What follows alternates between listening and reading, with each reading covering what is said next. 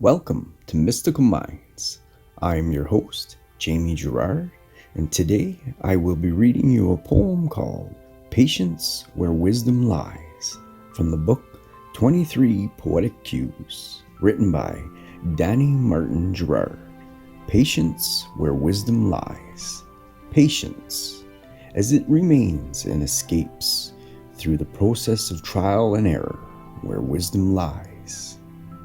And underestimating emotion we cannot stand. Though uneasy at first, inner peace lies. Patience, being steadfast and firm, though contradiction spies in a world of its own, of wisdom and lies. Patience, though uneasy and flat, indecisive and black, contemplating time and elation like a fiery trial.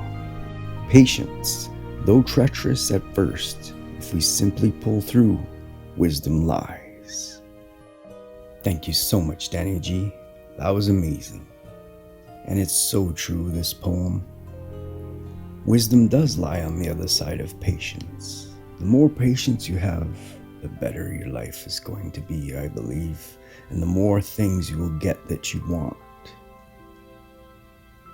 I love this poem.